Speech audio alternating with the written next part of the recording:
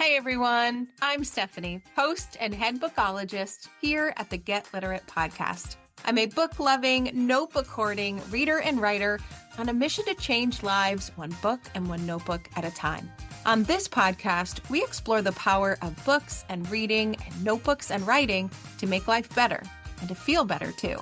You'll find episodes exploring the reading and writing life and how it can make our actual lives better. You'll get book recommendations and notebook invitations around particular themes, and you'll meet authors and special guests who'll help us take inspired action in our own daily practices. So, grab a notebook and your TBR list, and let's get literate. Hey everyone, welcome back to another episode of the Restorative Reading and Writing for Wellness podcast. I'm Stephanie Affinito, and today I am here with something brand new on the podcast, something I have never talked about publicly before, and I'm excited to bring this new idea to you. It's part restorative, part nourishing, part self-love, part mystical, part wooey, and part practical too. What is the topic we are talking about today? We are talking about restorative reading and writing altars. Yes, altars. Now, when you think of the word altar, perhaps you think of something religious. Perhaps you think of something ceremonial. And perhaps you might be thinking, how the heck is Stephanie going to connect an altar to restorative reading and writing, which she loves to talk about? Well, today we are going to do just that. And we are going to go deep into all things restorative altars, what they are, how I got the idea, why they matter, how you create one, what daily practice you could attach to it. We are going to go into all the things today. So, how in the world did I get to this idea of a restorative reading and writing altar? Well, it's usually where I get all of my ideas. It's my own practice mixed with my own reading and my own writing and my own mentors that find me and what I might want to explore next. And so I first encountered this idea of an altar, a personal altar in my home, not some of the traditional altars that you might be thinking of, from Elena Brower. She has a new book coming out. It's going to be spectacular, I know. It's called Hold Nothing. And if you pre-ordered the book, which I did, you got to go to a live event with her where she talked about creating a sacred altar in your home. It really opened my eyes to what an altar truly could be and what it is for me, why it matters, what is included, how it could make me feel, how it could change things. It really was an eye-opening experience that these altars could be something sacred that we actually create for ourselves.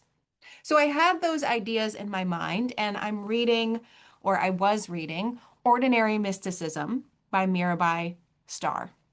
Mystical is my one-word theme for the month of October, and I was really leaning into it with this nonfiction text. And in that book, she talks about creating a cathedral for yourself, an altar for yourself. And she says this, and this is what stopped me in my tracks. You have the right to create sacred spaces and populate them with whatever feels holy to you, whatever inspires you, centers you, uplifts you. And I thought, well, okay, there's another idea about having an altar for ourselves in our home. And as I sat with that idea for a little bit, I realized I already have altars in my home. You probably already have altars in your home, whether or not you know about them. So one of the first things I thought of was the altar that I have sitting on top of the piano in my living room. On top of that piano are so many pictures, picture frames, little things that are important to me, kids' trophies, and even certificates from their senior years of high school that I have yet to remove because I don't want to. That is a kind of altar. And then I thought about it some more and I thought, well, the mantles above my fireplaces, those are altars. I have pictures from across the years. I have the clay sculptures that the kids have made. I have trinkets and things that we've gotten or created on vacation. That's an altar.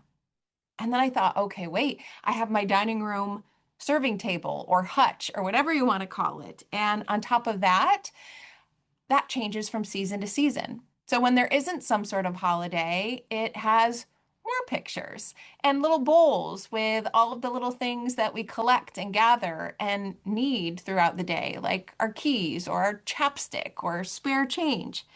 And then during the holiday seasons, those items change to represent whatever season we're in. That's another kind of altar. So once I realized I had these kinds of altars in my home, I of course went to my reading and writing life and thought, hey, I already have altars for this too. First, if you have a bookshelf, you have a reading altar, right? You are bowing to all of the books that you love put up on your shelf, revered in some way. That is a form of an altar. Maybe you just have a TBR stack somewhere in your home. I think that could be considered an altar. Maybe you have somewhere in your home your notebook, and on top of your notebook is a pencil and your reading glasses and maybe a candle and a match. That is an altar. Maybe you just have a little basket or a little bag where you tossed all of your supplies. That's a kind of portable altar. So, an altar really is this sacred space to help you lean in to what matters most to you. And so, a restorative reading and writing altar is basically this: it's a dedicated, inspiring, and I would say sensory filled space where we intentionally read, write, reflect, and reconnect with ourselves. It's a dedicated, inspiring, sensory place where we read, we write, we reflect, and we connect and reconnect with ourselves. It's being intentional about our reading and writing lives, which we know is what I believe restorative reading and writing is all about. That altar certainly will include books and notebooks and writing utensils and annotation supplies, but it will also have symbolic items and meaningful objects to us and other tools that can support us to feel calm and have clarity and feel creative. Right. So it's basically a sacred space for our home reading and writing practice, which gives a signal to our nervous system, which I've talked about so many times before on this podcast. It signals to our nervous system that it's time to relax. It's time to slow down. It is safe to do so. This is some self-care and some self-love time for you. And it basically acts as this container to put yourself in so that you allow yourself that time and you allow yourself that self-care in order to do the things that matter to you. So let's dive into a little bit more of why I think you need one. Now you know what one is. You're probably thinking of ones you already have. Now I want you to know why I think you need to make one specifically to reading and writing, or indulge your current one a little bit more. And there's a bunch of reasons, but there's really five things that I want to share that are connected to research. It's all connected to emotions and our nervous system and the way things work. And here it is. Number one, our brain loves rituals. It loves rituals, it loves consistency, and those signals, those ritual signals, signal our nervous system to calm down and go into the rest and digest phase. So routines can help us regulate any anxiety we might feeling, can boost our sense of control and predictability, but give us the signal to slow down. And so an altar, seeing that altar and having objects that might support that ritualized nature of reading and writing is so important to having it be a restorative practice. Now, another reason is that when we add some sensory features to our reading and writing lives, we deepen the experience. We deepen the effect on our nervous system. So anything involved with our senses, like scents and lights and textures and colors, all of those things help us shift into that rest and digest mode even faster. But number three, having a restorative reading and writing altar, this sacred space of our own, it acts as a tangible permission slip to just be, right? To sit down and to do some reading and writing, yes, but to just be there in the moment, away from your busy life, and give you that time and space to do the thing that you might have previously associated with hobby reading and writing that you did when you had time, but you now know as a central part of wellness. So this space creates permission and almost acts as this beautiful boundary to the outside world so that we can really lean into it. Now, number four, reflection around our reading and writing, which we know is so important, right? We get those nudges from the books we're reading, we get those nudges from the words that appear on the page, and we take action on them. That kind of reflection, that kind of listening to the nudges, that's easier when you feel like you have a sacred, dedicated, important, powerful, meaningful space to do that work. Environment matters. Yes, we can read and write anywhere, but when we read and write in a space that just feels really good to us, I personally think that more nudges come and more inspired action can happen. And number five, this sacred reading and writing altar really reminds us that reading and writing is more than just a practice. It's a practice of self-care. It's a practice of self-love. It's not just self-improvement and finding nudges and figuring out how to make life better. It's allowing yourself be to just be and to take care of the person you are in the here and now, and that that person is enough and that person matters. Creating just a little altar for yourself in your home has the potential to help you feel into all of those things. Now, where you include the altar is up to you. Maybe your altar is on your bedside table because that's where you do most of your reading. And you just reorganize and remake that bedside table to be more of an altar rather than a catch-all for some of the things that may have previously been on there. Or if you're a morning person like me, maybe your altar is somewhere in the kitchen. Maybe you get yourself one of those cool little serving trays, that your grandma used to bring to you in bed when you were sick and open up the legs and sit down and have this really nice little meal in bed. Thank you to both of my sets of grandparents for doing that for me. Maybe you have one of those that you can take off the counter and bring onto the table with you.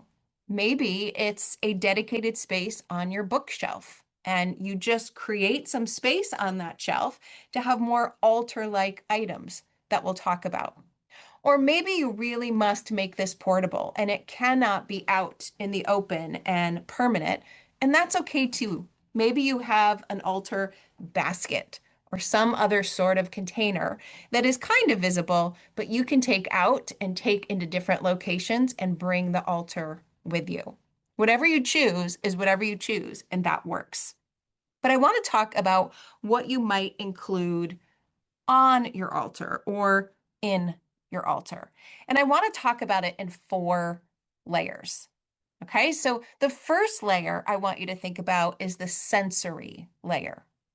We know that adding things to an altar that really enhances our senses enhances our nervous system response, which means we feel better faster. So I want you to think of items that you could put on your altar or in your altar that really appeal to your sensory experience. Maybe it's candles. Maybe it's a package of portable battery operated fairy lights. Maybe it's a little soft piece of fabric to remind you to get your blanket or to just hold in your hand and rub, which was always my anxiety reducer as a kid. Maybe it's a small essential oil diffuser. Maybe it's a stick of incense. Maybe it's just a bottle of essential oils. Maybe it's a smelly candle. Maybe it's something seasonal, like a pine cone or an acorn from outdoors, which is what my yard is completely surrounded with right now. So I want you to think of those sensory layers first, because that sensory experience is so very important. Then you can think about the practical layer, which comes next. This is where you need to put the practical items of your reading and writing practice. You need to have a book or two, or perhaps a whole TBR stack. You need to have a journal, a notebook, something to write in. You need to have your favorite pens, your favorite pencils. Maybe it's a whole pouch of them. Maybe it's your restorative reading and writing pencil pouch that we talked about in a previous episode. And 20 of you are getting very, very soon because all 20 of the creations that I have made have sold out. Maybe your practical layer has sticky notes or sticky flags or book darts, or maybe a very beautiful and treasured bookmark. You want to think about the practical things you need to actually engage in the reading and writing practices the way you like to engage in them. Then let's go to the third layer. The third layer is the personal layer. This is where we really bring the idea of a sacred altar to our reading and writing. Bring photos, right? Put a photo of the people that you love, the people that you are trying to show up as your best self for, and knowing that showing up to your altar means that you're actually doing that. Maybe you have a couple of quote cards you love that are really personal and meaningful to you. Maybe you have little trinkets or tchotchkes or mementos, ephemera, little things that just make you feel good and have meaning to you. Maybe they're cards you received over the years, a little love note from someone, an affirmation written on a sticky note. Maybe you have a special lucky item, a lucky object. Maybe you have a crystal you love. Whatever it is, layer a couple of things in there that are personally meaningful to you, that just surround your reading and your writing and your sensory experience with love and connection and community. And then finally, the fourth layer that I want you to think about is the mystical layer. Yes, I am diving into all things mystical, and I think you need some of these things. This brings a little bit of the magic in, a little bit of the woo in. And technically, no, you don't need it, but I think it adds such a beautiful layer on top of the three layers we've talked about already. So maybe you bring in things like a tarot deck or an oracle deck, and you draw yourself a card when you are at this altar. Maybe you have a reminder to set an intention for the day. Maybe you have the word of the month or the word of the season or your word of the year, however you choose words that matter to you, celebrated or acknowledged or made visual somewhere in your altar.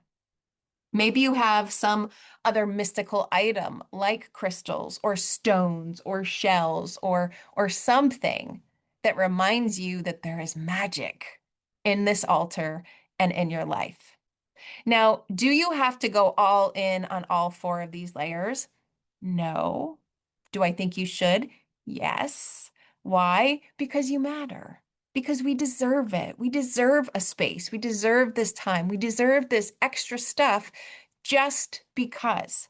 But I want to remind you, it really is not how it looks. This is not about creating an aesthetic altar that you can put on Instagram or Pinterest. It certainly can look pretty, but this is about an altar that shows up for you. It's about the intention and the feelings and the emotions you want to create when you arrive at it. So don't worry about what it looks like to the outside. Don't worry if it looks too minimalist or too over the top or too colorful or too bare. No, it's whatever energy you want to bring to your restorative reading and writing practice. That's what it should look like, and that's what it should be about. Now, I want to leave you with one simple ritual that you could try when you show up to your altar to help lock in to that rest and digest nervous system phase and to help lead you into your reading and writing, and then leading you out of it into your day as well. So here is a 5-step, very simple, very enjoyable, very intentional ritual that you could practice when you get to your altar. So step 1 is to arrive. Head to your altar, get your altar out, settle in, light a candle, turn the diffuser on, put the drop of essential oil on your wrist, or simply take a couple of breaths. Arrive in the moment and stay present. Step 2, affirm. Think about what your intention is for your restorative reading and writing that you have planned for yourself that day. Is it to just be present? Is it to stay calm? Is it to find joy? Is it to grow? Whatever it is, just name your intention for yourself.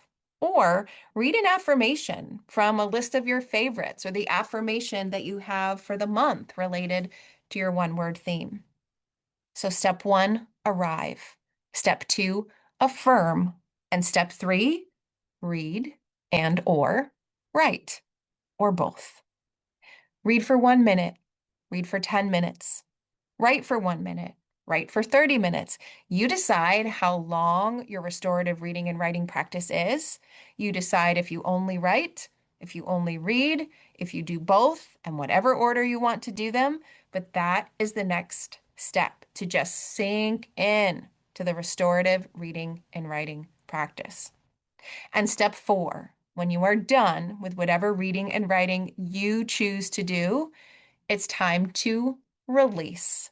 And that means close out of your altar session with intention, just as we opened it. So close your book, tuck your bookmark in mindfully, close your notebook, give it a little hug close to your chest.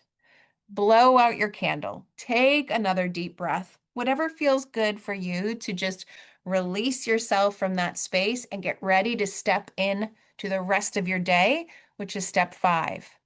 Carry it with you. Carry the feeling with you. Carry the intention with you. Carry the nudge with you. Carry your one-word theme with you. Carry whatever it is you've cultivated in that beautiful space and step away with the intention of bringing it to the rest of your day as well. Now, you can always change this routine, and you can change it based on the phase of the moon, based on the season we're in, based on your one-word theme, based on anything you'd like.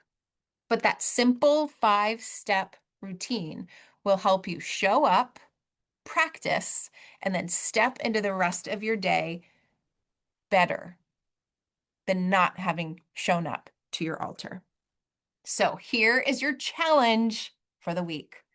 Think about the altars for reading and writing that you already have in your home. Think about your ideal restorative reading and writing altar that you would love to create for yourself, and do something connected to it. Start small and choose one thing, or go big and allow yourself to create the entire thing that looks perfect for you. Whatever feels good, whatever you're capable of and have the bandwidth for right now, I would love for you to put something from this idea of a restorative reading and writing altar into practice in your life this week.